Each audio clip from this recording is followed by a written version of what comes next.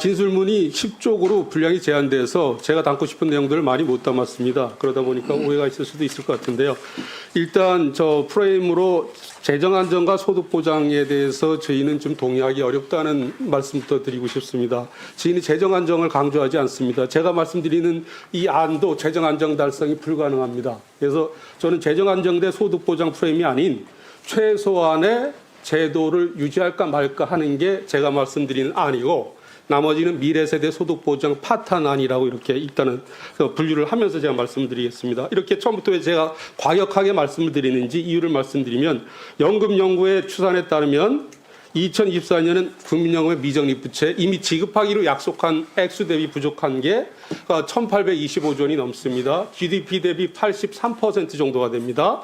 소득 대체율 40% 그대로 유지해도 이게 2093년 되면 383.9%가 돼요.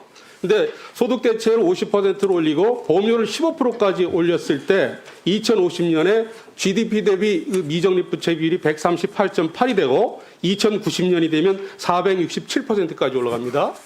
이 숫자가 이제 우리 연금연구에서 단독으로 내놨다고 생각하실 텐데 좀 거꾸로 들어가서 54쪽을 좀 봐주시면 좋겠습니다. 이 편집이 좀 잘못돼서 이 제목은 저 앞 페이지에 있는데, 이 내용은 2024년 11월 16일 IMF가 공개한 내용입니다. 1997년도 우리는 아주 뼈아픈 IMF 경제위기를 겪었는데 이 내용은 너무너무 충격적입니다. 앞으로 50년 뒤인 2070년에 대한민국은 인구 고령화로 인해서 우리 또 연금 제도로 인해서 국가 부채가 GDP 대비 200%가 된다는 게 IMF 보고서 내용입니다.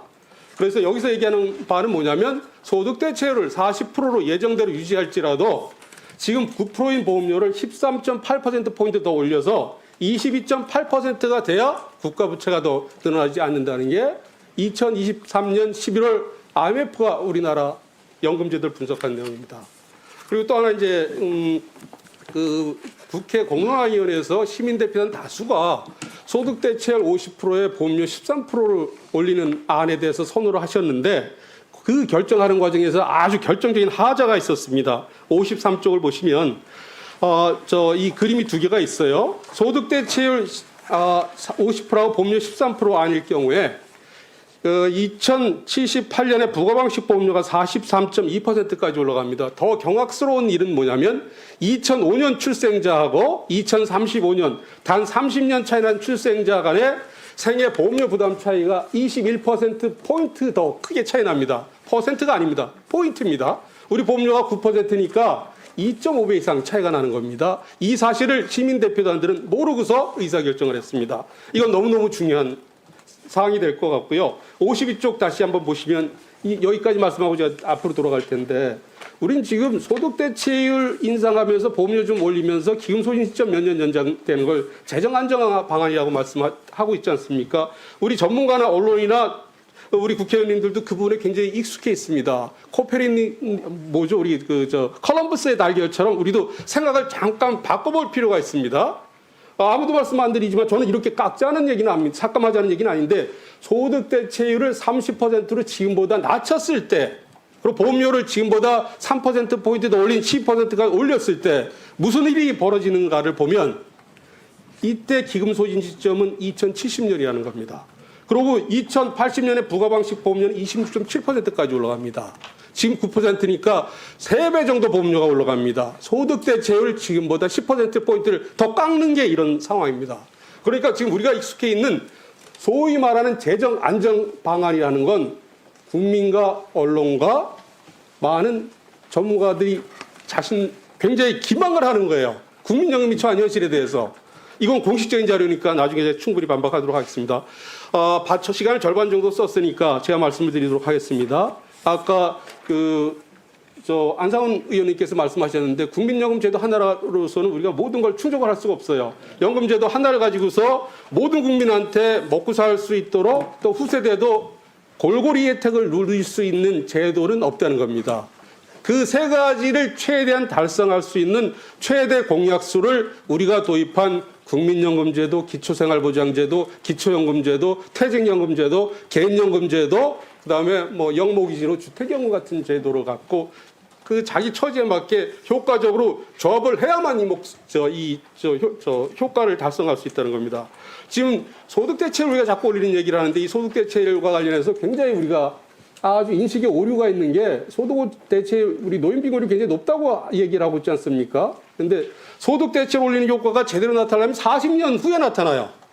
근데 지금 우리 노인 빈곤율이 굉장히 높다 그러면서 40년 후에 나타날 대책을 갖고 우리가 도대체 무슨 노인 빈곤을 낮추겠다는 겁니까? 그러니까 노인 빈곤 문제에서 진정으로 우리가 문제의식을 갖고 있다 그러면 당장 세금 투입해서 리어카 끌고 폐지 줍는 분들의 빈곤율을 낮출 수 있는 쪽으로 접근해야 되는데 그럼 국민연금 소득 대체를 올리는 게 아니라 기초연금 대상자 줄이면서 절대 빈곤선에 속한 분들 더 드리면 된다는 거예요.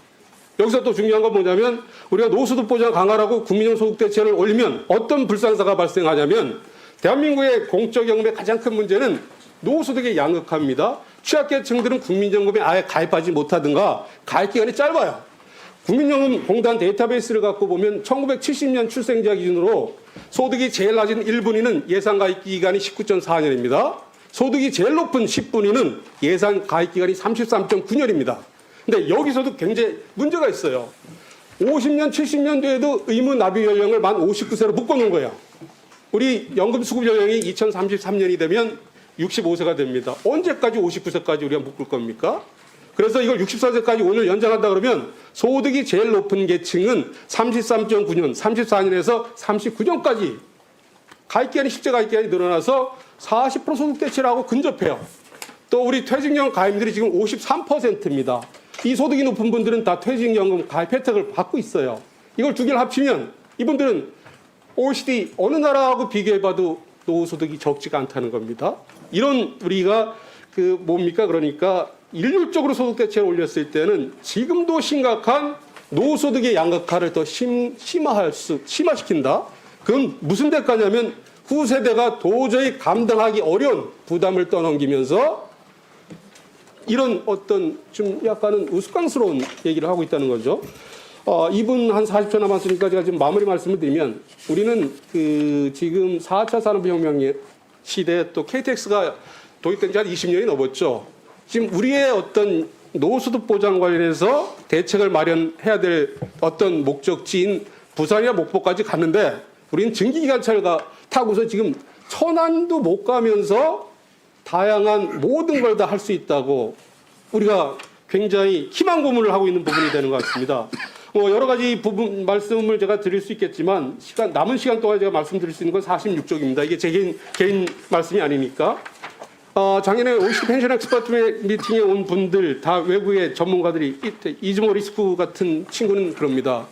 곡식을 제때 곡식을 심어야 가을에 추수하는데 한국은 너무나 적기에 제대로 곡식을 못 심어서 나중에 미래세대연금 줄 게 없다. 이건 확실하다. 이런 얘기를 했고 또 미카 비드룬트는 국회에서 논의된 13%가 아닌 이건 소득대체를 40% 유지할지라도 15% 이상으로 더 높여야 된다. 그리고 핀란드는 직보장 조항이 없다. 그리고 최근에 저한테 이메일을 보냈어요. 한국에서 국회에서 공청회를 한다 그러니 지금 제가 제시한 숫자들에 대해서 아파시온 파티 다수당이 그 의미를 제대로 알고서 거기에 합당한 합리적인 대안을 내기를 바라겠다. 이걸 영문으로 한 여러 전에 보내왔습니다. 또 노르웨이의 연금 재정 추계를 담당하는 헤르만 크루제 공무원입니다. 이 친구는 자기가 재정 추계를 담당한다 그러는데 지금 국부펀드가 노르웨이가 인구는 우리의 10분의 1밖에 안 되는데 이 친구들이 세계 2위예요. 그런데 보면 18.1% 부담하면서 소득 대체는 42%를 지급합니다. 우리가 일본에서 연금제도가 왔으니까 이것만 말씀드릴게요. 48쪽에 보면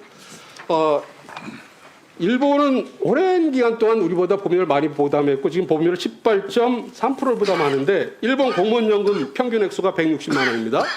일본 일반 국민도 보험료를 18.3% 부담하는데 기초연금이 국민연금과 후생연금 합한 연금 액수가 140만 원이 안 됩니다. 우리의 특수지계 연금을 포함하고 제가 이제 국민연금 수급자인데요. 제 연금액이 180만 원입니다. 보험료 제가 9% 최고 냈고 3%를 냈던 사람이에요. 이 연금제도를 과연 저연금제도로 할 수 있는지.